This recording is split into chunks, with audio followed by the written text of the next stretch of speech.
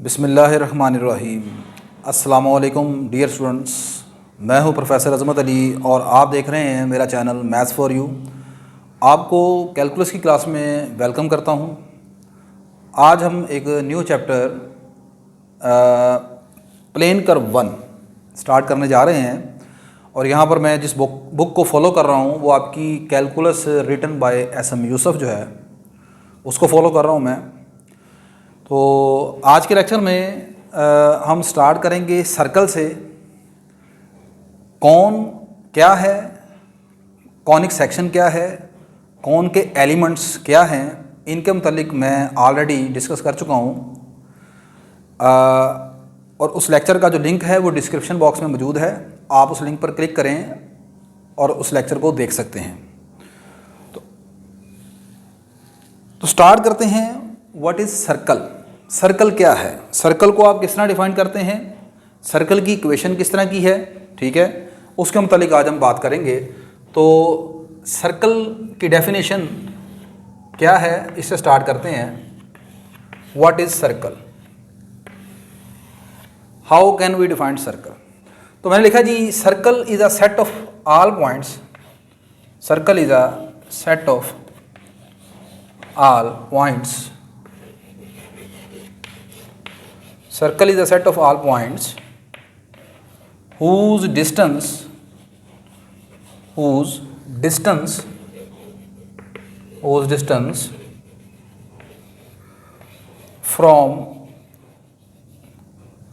from a fixed point,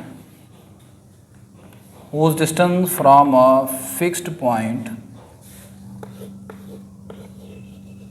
fixed point is same।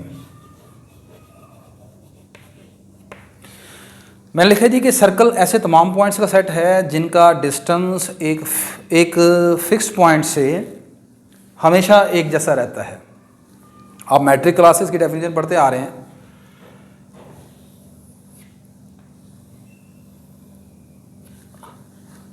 अगर आपके पास ये सर्कल है तो फिर इस कर्व में ये खूबी होगी कि इसके ऊपर आने वाले ये जो तमाम पॉइंट्स हैं इनका डिस्टेंस जो है वो एक फ़िक्स पॉइंट जो कि ये है हमेशा एक जैसा होगा। अगर मिसाल के तौर पर ये पॉइंट P1 है तो इसका P से लेकर, अगर मैं इसे यहाँ पर O कह देता हूँ, तो O से लेकर P1 तक का डिस्टेंस वही होगा जो O से लेकर P2 तक का डिस्टेंस होगा।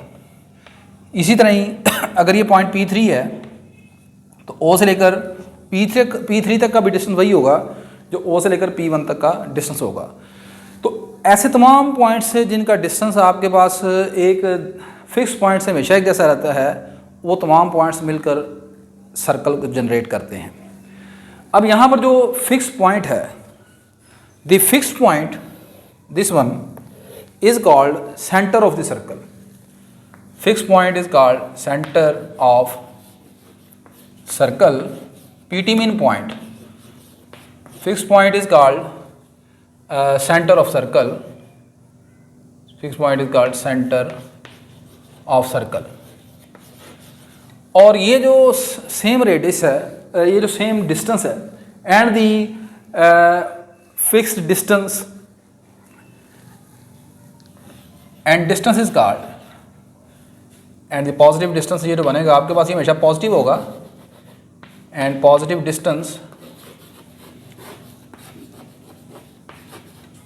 is radius of circle, is radius of circle।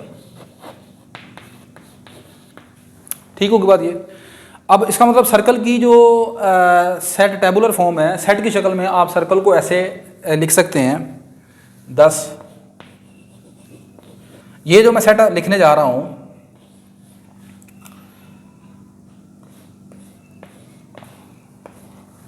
P से लेकर C तक का distance is equal to some radius R, जबकि आपका जो पॉइंट P है वो आपके पास है XY ऑर्डर पेयर फॉर्म में, बिलोंग कर रहा है R स्क्वायर से।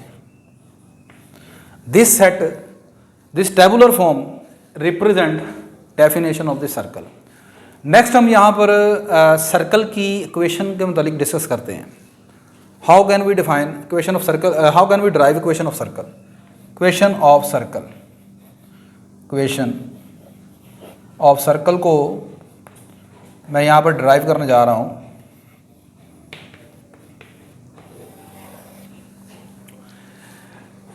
लेट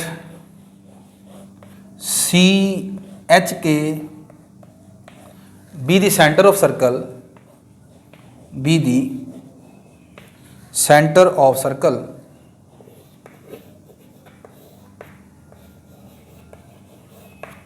फर्ज कर लें कि आपके पास जो सर्कल का सेंटर है, ये हमारे पास अगर सर्कल है, ये इसका सेंटर है, P is any point on the circumference of the circle, then distance of point P from C किसके बराबर होगा, रेडियस R के बराबर होगा। हेयर P से लेकर जो C तक का डिस्टेंस है वो आपके पास होगा रेडियस R के बराबर। अब P और C, PC डिस्टेंस कैसे निकालेंगे, by using distance formula, by using distance formula. Here PC distance is x minus h का होल स्क्वायर। आपके पास P का पहला कोऑर्डिनेट है x और C का सेंटर C का जो पहला कोऑर्डिनेट है वो h है। तो डिस्टेंस फार्मूला कैसे लगाते हैं, x के कंपोनेंट में से x के कंपोनेंट को माइनस करेंगे और y में से y को, तो x माइनस h का होल स्क्वायर आ जाएगा प्लस y माइनस k का होल स्क्वायर इक्वल टू किसके है, ये इक्वल टू रेडियस r के, इक्वल टू रेडियस r। तो by taking square on both side we have x minus h का whole square plus y minus k का whole square equal to radius r। This represent equation of circle in standard form. One is, इसे अगर हम one कहते हैं, one is called equation of circle, equation of circle in standard form. इसे आप equation of circle कहते हैं इन standard form में, स्टैंडर्ड फॉर्म। और ये ऐसी इक्वेशन ऑफ सर्कल है जिसका सेंटर जो है, whose center is, whose center is point h के, यानी x में से क्या माइनस हो रहा है h, तो ये h यहाँ पर आ जाएगा x कंपोनेंट के तौर पर, और y कोऑर्डिनेट में से क्या माइनस हो रहा है k, तो सेंटर का y कोऑर्डिनेट k आ गया, एंड रेडियस इज r, और उसका जो रेडियस है, रेडियस इज r। अब इस क्वेश्चन नंबर 1 से हम चंद एक डिडक्शन यहाँ से रिजल्ट ड्रा कर सकते हैं, और वो रिजल्ट क्या है देखें। अगर आप क्वेश्चन नंबर 1 में सेंटर एच के को 0 0 पुट कर दें, if center H K equal to 0 0, then one will become, आपकी क्वेश्चन नंबर 1 इस तरह बन जाएगी, x का होल स्क्वायर, x square plus y square equal to r square. This is very important question, ठीक है, ये हम आगे जाके अपने क्वेश्चंस में यूज़ किया करेंगे। This represent equation of circle whose center is at origin. ये क्वेश्चन ऑफ सर्कल है जिसका सेंटर ओरिजिन के ऊपर है, मतलब अगर आप इसको ग्राफिकली देखें तो ये ऐसा सर्कल बनेगा आपके पास, ये चीज़ बनेगी, ठीक है, यानी ये सर्कल है जिसका सेंटर ओरिजिन के ऊपर है और रेडियस उसका क्या है, आर है। अच्छा, अब यहाँ पर इसी में अगर मैं रेडियस r को 1 पुट कर दूं, तो दिस रिप्रेजेंट, यहाँ पर अगर r को 1 पुट कर लिया जाए तो ये बन जाएगा x square plus y square equal to 1। This represent equation of circle, this unit circle, ये किसको रिप्रेजेंट कर रही है, this represent equation of circle whose center is origin and radius is 1, that is called the unit circle. इसको unit circle कहेंगे। Unit circle वैसे उस circle कहते हैं जिसका रेडियस 1 होता है। अगर आप यहाँ पर भी r की जगह 1 पुट कर दें तो वो भी यूनिट सर्कल ही कहलाएगा, लेकिन उसका जो सेंटर है वो h के ऊपर होगा। अगली चीज़ लास्टली, अगर आप यहाँ पर r को 0 पुट कर दें तो this will become x square plus y square equal to 0। This is called point circle. इसे आप पॉइंट सर्कल कहते हैं, यानी ऐसा सर्कल जिसका रेडियस 0 हो जाता है, ठीक है, और ग्राफिकली वो सिर्फ इस चीज़ को रिप्रेजेंट करता है, ये पॉइंट को। नेक्स्ट आके देखते हैं, ज़रा आसाने हो जाते हैं उसके बाद देखते हैं। ले बेटा नेक्स्ट यहाँ पर हम general form of question of circle को डिस्कस करते हैं। मैंने पहले standard form of question of circle discuss किया। Next I am going to discuss general form of question of circle, form of question of circle. Equation of the form x square plus y square plus 2gx plus 2fy plus constant c. This is called general form of equation of circle. Here g, f, c are real numbers और constants. ये आपके पास constants है। ठीक होगी बात ये। Question of circle में चंद एक चीज़ें जो आपने याद रखनी है general form of question of circle में। वो पहली चीज़ ये है, coefficients of x square and y square are always equal, आपके पास जो क्वेश्चन ऑफ सर्कल है, कोई भी क्वेश्चन ऑफ सर्कल आपके पास हो, उसमें ये खूबी होगी, चाहे वो स्टैंडर्ड फॉर्म है या जनरल फॉर्म है, एक्स स्क्वायर और वाई स्क्वायर का कोफिशिएंट हमेशा एक जैसा होता है। यानी अगर यहाँ 3x स्क्वायर है तो यहाँ पर 3y स्क्वायर होना चाहिए, अगर यहाँ पर -3x स्क्वायर है तो फिर यहाँ -3y स्क्वायर होना चाहिए। ठीक है। Second one is there is no product term, xy is in equation of circle,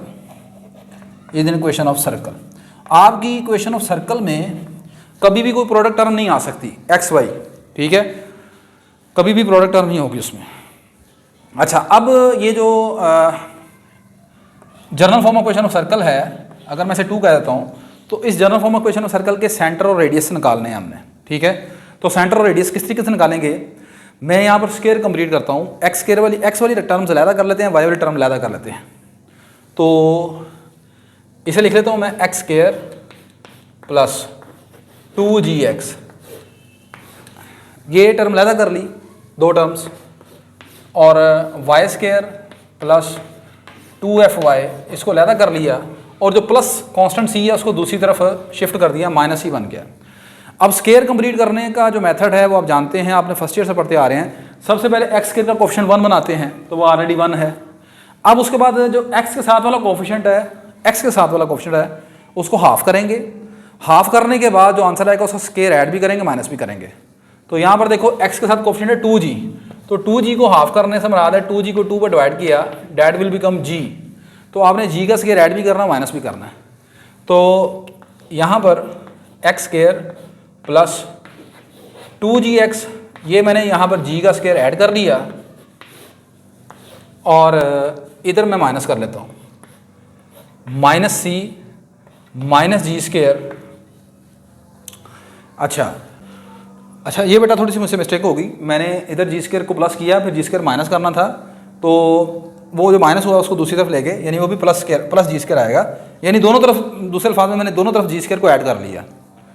in the similar वे यहाँ पर मैं लिखूँगा वाई स्क्वायर प्लस 2fy, यहाँ पर स्क्वायर कंप्लीट करने के लिए f स्क्वायर को यहाँ पर हमने प्लस कर लिया, और सिमिलरली यहाँ पर भी f स्क्वायर को दूसरी साइड पर प्लस कर दिया। अब ये जो आपके पास पहली ब्रैकेट है, this will become x plus g का whole square, and in the similar way second bracket is y plus f का होल स्क्वायर इक्वल टू, ये आ गया जी स्क्वायर प्लस f का स्क्वायर -c। क्लियर होगी बात ये। अब इसको आपने कंपेयर कर लें इस क्वेश्चन के साथ बाय कंपेयरिंग, या इसको आप ज़रा एक मरतबा ऐसे लिख सकते हैं, x minus g whole square plus, इसी तरह इस टर्म को लिख लें आप y माइनस f का whole square equal to g square plus f का स्क्वायर -c। अब इस पूरी क्वेश्चन को कंपेयर करें इसके साथ, आप लिखेंगे बाय कंपेयरिंग, इसे चाहे आप 3 कह दें, comparing 3 with x minus h का whole square plus y minus k का whole square equal to r square. Comparing 3 with standard form of question of circle we have, इसके साथ कंपेयर करें, यहाँ से एच की वैल्यू क्या निकलेगी। हेयर आपके पास एच की वैल्यू नजर आती है माइनस जी के बराबर, के आपके पास नजर आएगा माइनस एफ के बराबर, और आर स्क्वायर की वैल्यू आपके पास नजर आएगी जी स्क्वायर प्लस एफ का square minus c. Hence center of 2 is, 2 का जो सेंटर है वो क्या बन जाएगा, सेंटर आपके पास आ जाएगा सेंटर इक्वल टू, इसका सेंटर क्या है एच और के है, अभी हमने देखा, तो इसका सेंटर एच की वैल्यू निकली है माइनस जी और के की वैल्यू निकली है माइनस एफ। तो center of standard form general form of question of circle is minus g minus f and radius are,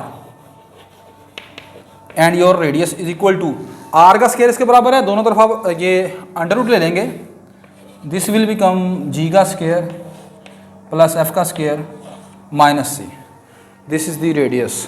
ठीक है, तो आज के लेक्चर में बेटा हमने सर्कल के मतलब डिस्कशन की, सर्कल की डेफिनेशन पढ़ी, सर्कल की स्टैंडर्ड फॉर्म पढ़ी, सर्कल की जनरल फॉर्म पढ़ी, उसके रेडियस और उसके सेंटर देखे। इंशाल्लाह नेक्स्ट लेक्चर में हम पैराबोला के मतलब डिस्कस करेंगे। इसमें यहाँ पर मेरी जो लेक्चर्स की तरतीब होगी वो ये है कि पहले हम चंद एक बेसिक चीज़ें जो आप सेकेंड ईयर में कॉनिक सेक्शन में पढ़ के आ चुके हैं, या अगर आपने नहीं पढ़ी तो वो थोड़ा थोड़ा पहले हम यहाँ पर डिस्कस कर लेते हैं। उसके बाद फिर हम अपनी जो आपकी बुक है उसमें से चीज़ों को डिस्कस करेंगे। तो नेक्स्ट हम पैराबोला के मतलब डिस्कशन करेंगे। मेरी ये वीडियो अगर आपके लिए हेल्पफुल है तो इस वीडियो को लाजमन आप लाइक कीजिएगा, शेयर कीजिएगा, चैनल को सब्सक्राइब कीजिएगा। इंशाल्लाह नेक्स्ट लेक्चर में आपसे दोबारा मुलाकात होती है।